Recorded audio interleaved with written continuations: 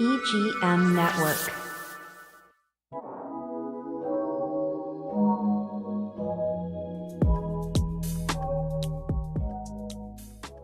Hi, welcome to Silver Lining. I'm your host, Janine Barrows. Today, we're going to have a conversation about our senior citizens in a small community here nestled into Indian River County.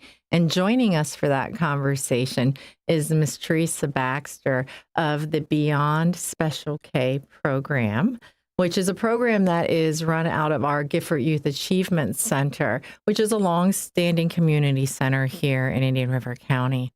Thank you for joining us, Teresa. Thank you for inviting me. Oh, I'm glad to have you here today. We are lucky to have you. So with that being said, can you fill our listeners in a little bit about what Beyond Special K stands for? Because to the average listener, initially to me, the very first time I ever heard that, I thought it was a cereal, right? Yeah. Yeah, that's true. So I was a little confused and I had some learning to do. So can you kind of close that gap for our listeners? From what I'm understanding, when I started back in 2007, it started out as an exercise aerobics class. It's called the Special K. And one of the gentlemen that started back then, before me starting, it was just aerobics class. And when he passed, they named it, the K stands for Keith. Oh, so it was named after. Yeah, in honor of him. I didn't know the story behind that. Mm-hmm. Oh, that's. If I'm saying his last name, McGriff, Keith McGriff. So I love that. There's a plaque on the wall at GYC when you come in the entrance of who he is. Wow. Okay, so I like that. That's really nice. Tell us, how long has that building been there? It's been over 25 years, I know, because they just celebrated not too long ago of over 25 years. So. Nice. So they've been serving the community. And initially, like you're saying, the Beyond Special K actually started as an exercise program within the community center, right? So things were identified and there was a realization that there was a great need for the senior population within the Gifford community. Is that right? To keep exercise and keep them moving and stuff. Yeah. So Keith wanted this kind of focus on it. And so in honor, you guys came up with a new program, the Beyond Special K. Yeah. So by that being called Beyond, is beyond the exercise class. Right. So okay. We had exercise, like I said, the original is exercise class. Then we end up having computer classes. Then we had Bible study. Then we had arts and crafts. Did field trips, or we used to go to the Holy Land once a year, or just different little activities that we did. So it was beyond the exercise class. I like all the light bulbs are going off. Ding, ding, ding. It's making sense. Okay. Yeah. I love that. All right. So tell us what does flash forward from 2007, and many years have passed and the program has grown a lot and touches a lot of different avenues. But what is the primary focus for the program as you see it? Well, it kind of did a twist for us when 2020 hit, because the goal was to keep activities going, find out some of the things that the seniors like to do during the day, because we know we have an after-school program. So we had to utilize our mornings all the way up to the time they come in. So it was basically just having Qigong exercise class, for breathing exercise, just a regular exercise. Like I said, the breathing room, that is another program. But it was just showing people that they can do other things than sitting home, other activities and different things like that. So we're just trying to kind of like find out if it's art, they like drawing. We did have someone interested in volunteering doing that. It was open. The door was open. But like I said, the pandemic kind of shifted. The word is shift a little bit, where a lot of people didn't want to come out because of their health, because they say underlying health issues, kind of nervous and stuff. So it's gradually coming back. A lot of people coming back, but And I know that know. the senior population was really impacted because they were considered to be a very delicate part of our communities. And there was a lot of pressure for them to remain isolated for a long time, right? Yeah. So moving forward, as time has progressed and the community is trying to get back to normalcy, I know that the seniors actually were some of the last groups of our community members to actually go out and start kind of living life again. And even today, as unbelievable it is, there are still many people that just simply don't go out anymore, right? No, they don't. They don't. It's a terrible habit to pick up and very hard to break, that isolation, right? Right. They still, I guess, in a way, say fearful. I think so. Kind of thing. But I kind of said, okay, well, you can't come to me, I'll come to you. And just kind of interact with them and ask them and stuff, and then they kind of open up and share some things that they like. Because I remember the Alzheimer's and Parkinson's, they had this little kit box that we made up. So I think it was like 7 or 8 different types of boxes that had activities in it. I recall those. Those are really neat. That was during that pandemic. It was like, okay, well, we'll do some activities. Bring it right to them, right? Yeah. And they enjoyed that as well. So still didn't feel left out. So you and I both work with a lot of our senior population, and they are very proud group of our population in our community, and often the grandparents and the great grandparents within the family dynamic, and they don't want nor see a need to ask for assistance, and often get into situations that could have been prevented had they reached out to somebody very similar to yourself. I will tell people when I meet them and I give them your contact information that you're a community advocate, a community leader for our Gifford community, our fragile population within the community.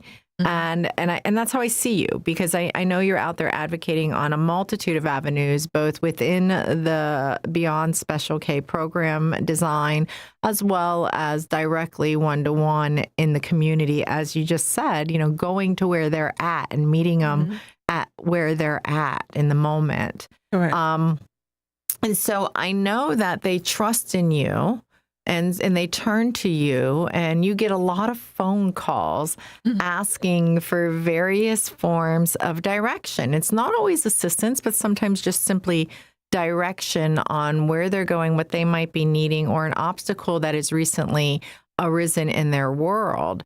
And so how do the community members reach out to you when they're in need of these things? How do they get a hold of you? Most of the times they're due to the fact I do social media on my own social page on Facebook. A lot of people follow that way, and inbox, how they say DM now, or inbox me requesting. And most time on my videos, I'm telling them, hey, call, GYC, and I'll say the number and the tell address us right now. Well, the phone number, you contact GYC at 4875 43rd Avenue, and the phone number is 772-794-1005, extension 227. So now you have to be patient with me, because it's just, I multitask. Just one person, right? Just you running through that phone call list, right? So my thing is, I be feeling bad because I can't get to them right away. So, because if I'm feeling something or I'm relating, and most times some of the seniors, you just got to listen, because sometimes they want to have a conversation. They want to talk, and I'm a listening ear. So it takes a moment, but I get through it. I know from experience that reaching out to you, you are quick to return the call if you're not available immediately. So I'm sure that they won't have to wait too long if they're calling. I try that, especially during November, December. A very busy time of the year. Yeah. Just recently, how many turkeys do you think were cooked and served to the community members? That I've done?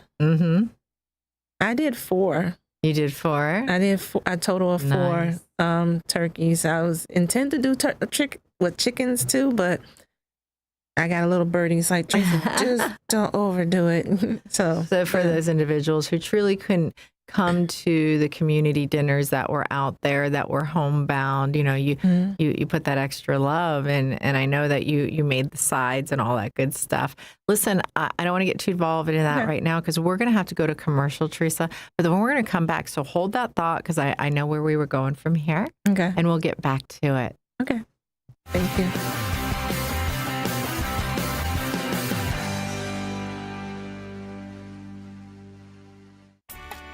Right now at Sunshine Furniture, it's holiday sale time. You can save up to 50% on selected groups of indoor and outdoor furniture from Lloyd Flanders, Telescope, Windward, Capri, Seawinds, Universal, Lexington, and lots more. Sofas, love seats, dining sets, patio groups, occasional chairs, dining and bedroom sets, all on sale just in time to make Santa say ho, ho, ho. We have the largest selection of coastal furniture on the Treasure Coast, including a gallery of Berlin Garden, Pollywood, Hooker, Tommy Bahama, and Lexington. Also, all pictures, lamps, and accessories are half off. And don't forget to visit our outlet and sales store just across the street from our main location with lots of new closeout and markdown pieces. Sunshine Furniture, $12.95 US 1 in the Publix Plaza Vero Beach. Visit our website at sunshinefurniturecasual.com. Come in now for our holiday half-price sale. Sunshine Furniture. My name is Mike Conway, and I'm with Royal Fund Management. We want to revolutionize your workplace retirement system. The recent Secure Act 2.0 legislation has opened the door for pooled employer plans, better known as PEPs. Learn how a PEP can revolutionize your 401k. Call me, Mike Conway, today. I'll give you a free benchmark of your current plan or set up a new plan. Visit secureact2info.com. That's secureact2info.com. Investment advisor representative of investment services offered through Royal Fund Management LLC, an SEC registered advisor. 401k maneuvers and other business for Royal Fund Management.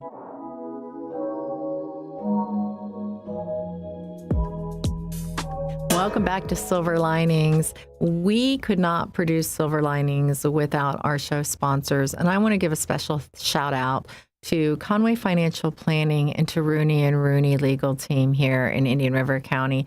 Should you need legal advice or financial advice, I highly suggest you reach out to them, or without them, Silver Linings would not continue on. We're grateful for their support.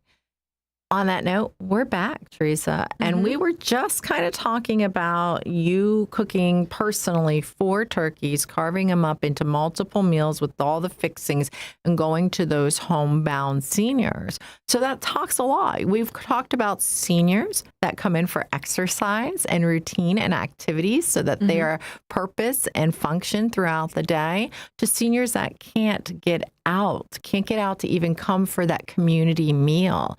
And you're putting that extra into it that's even outside of that program. So that tells me that you're serving a wide array of community members and a variety of needs.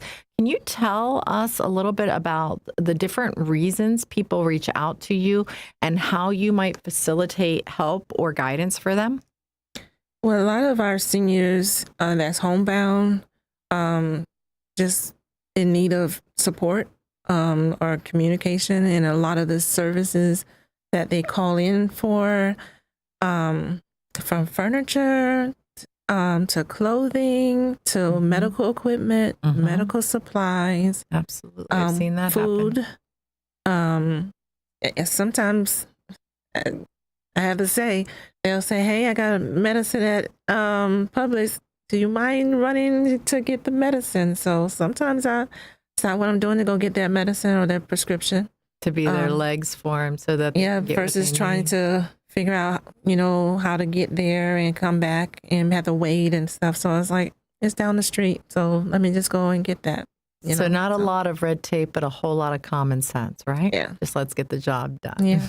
I like that. So what are some of the reasons that seniors come and look to Beyond Special K? Give me 4 different reasons that people have called you in the last 6 months. For food, for sure. Like I said, we do a mobile food pantry twice a month. What days? It's a Wednesday. It's always the second and fourth Wednesday of each month, except normally if it falls on my birthday, we'll take that off. Okay, But you deserve that. Yep. the Thanksgiving month and Christmas, because it falls on the 4th. So we kind of push it A little bit. a little earlier.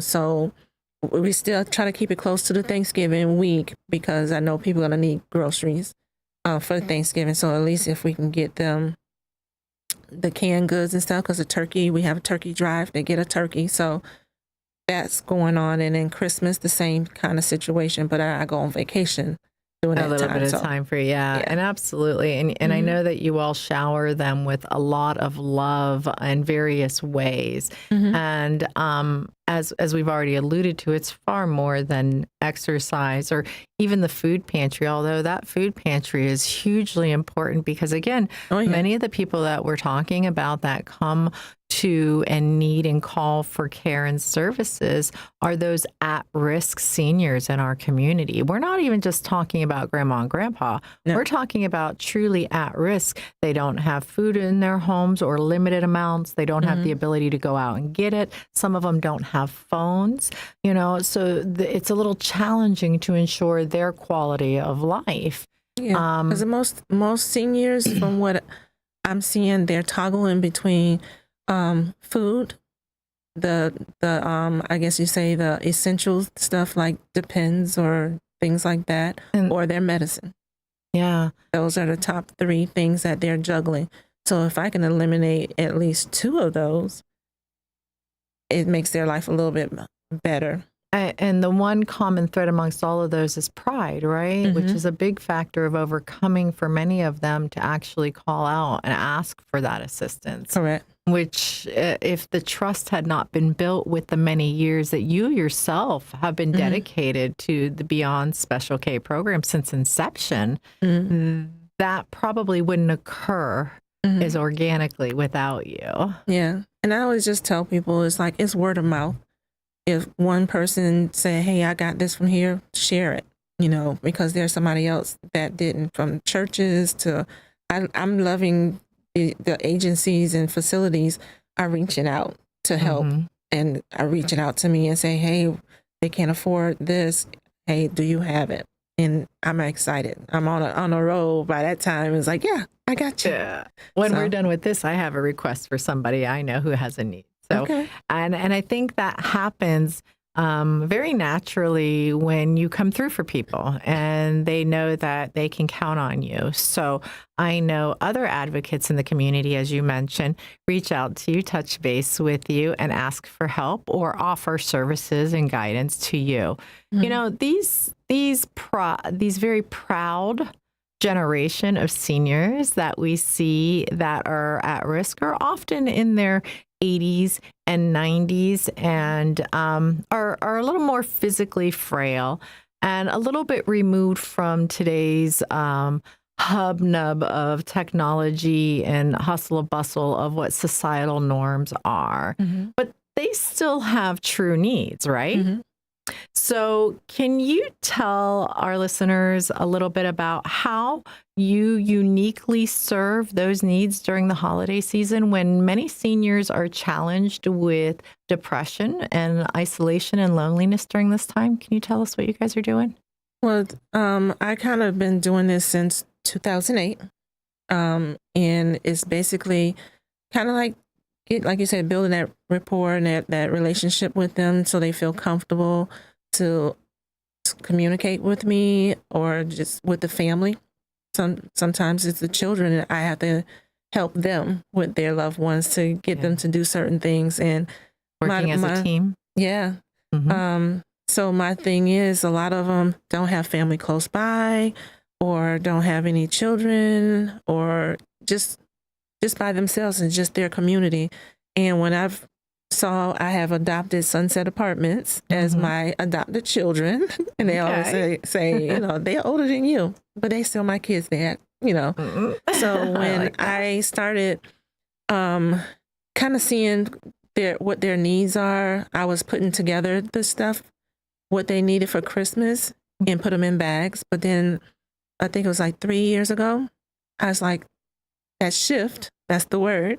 the shift said, ask them what they want, even though you know what they need, ask them. And it was amazing of what they asked for. It was like, okay, and what else? And what else? Mm-hmm. And then when they got really comfortable, it's like, no, you do it because you're very good at what, finding out what I need. And I was like, no, I know that, but I want to hear you. So that's where we end up having what they call the angel tree. So we type out their wish, top 3 wish, and we put it on a tree, which, yes, it was earlier in the year. It's like, here's my tree, the angel.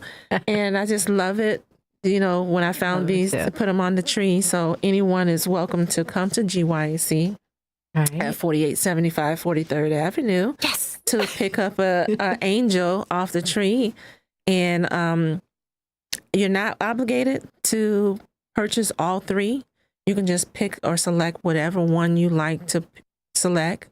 And like I said, if you want to add something extra, that's fine too, because sometimes you look at the gifts, I literally print what they said. Because what if they read it and they was like, that's not what I said. I said this.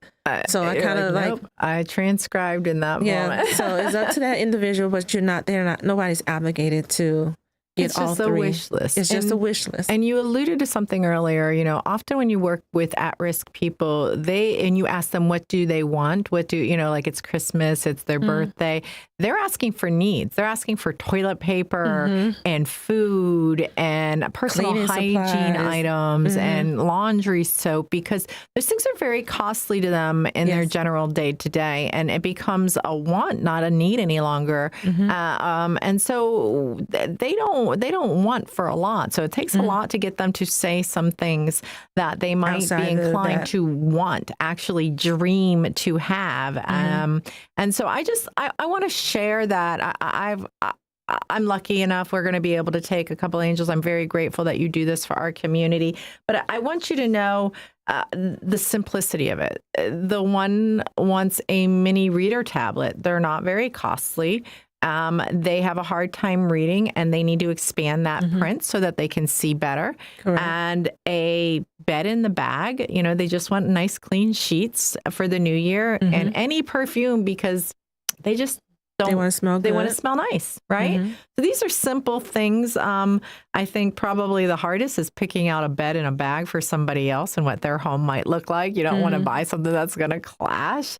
But the being is that if you have the opportunity and you are moved to get involved this year, how many seniors are in the community that you spoke to?